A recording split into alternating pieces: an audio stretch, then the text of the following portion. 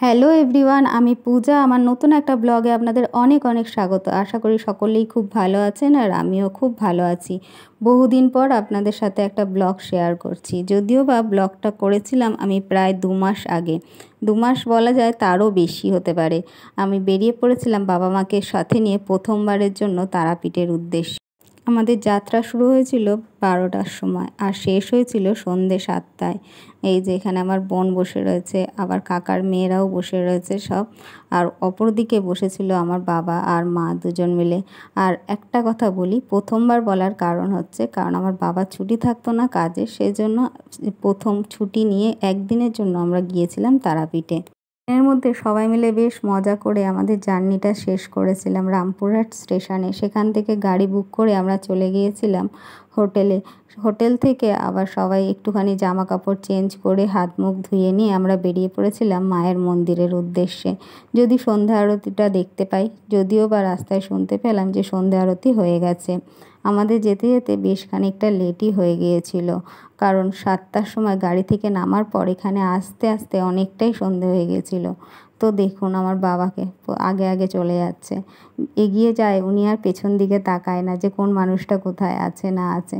এই মায়ের মন্দিরে চলে এসেছি। আমি একটু লুকিয়ে ভিডিও করার চেষ্টা করেছিলাম, যদিও মায়ের মুখটা দেখা যায়, তো সেটা আর হয়নি। তারপর আমরা সেখান থেকে বেরিয়ে পড়েছিলাম শ্মশানে যাওয়ার উদ্দেশ্যে।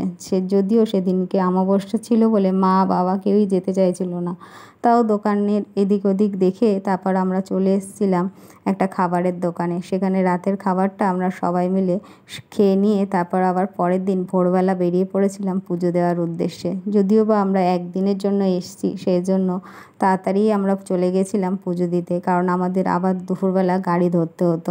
তা ভোরবেলা দেখুন মায়ের মন্দিরটা কি সুন্দর লাগছে, চারিদিকটা শান্ত। আমরা গেছিলাম প্রায় 5টার আগে। আস্তে আস্তে ভোরের আলো ফুটছে আর মায়ের মন্দিরটাও কি সুন্দর লাগছে দেখতে। আমরা লাইন দিয়ে দাঁড়িয়েছিলাম প্রায় 3 ঘন্টার ওপরে, কারণ অমাবস্যা ছিল, সেজন্য মন্দিরে প্রচুর মানুষের সমাগম হয়েছিল। এই যে সবাই লাইন দিয়ে এখানে দাঁড়িয়ে রয়েছি আমরা, আর এই যে আমার মা বাবা সবাই।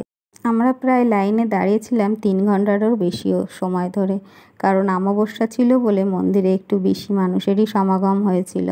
দেখুন একবার লাইন দিয়ে আমরা যাচ্ছি, তখন প্রায় 9টা বাজে, আর মায়ের মন্দিরে পৌঁছাতে পৌঁছাতে প্রায় 9:30 বেজে গেছিলো।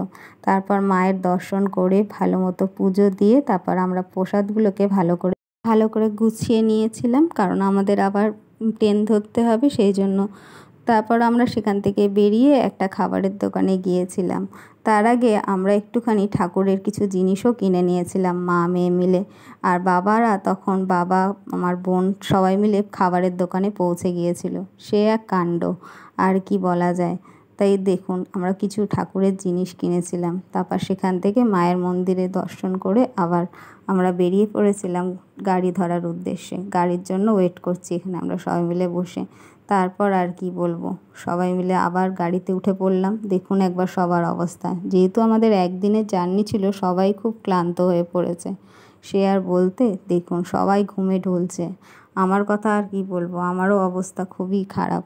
চলুন আজকে এই পর্যন্তই থাক, পরে দেখা হচ্ছে অন্য ব্লগে।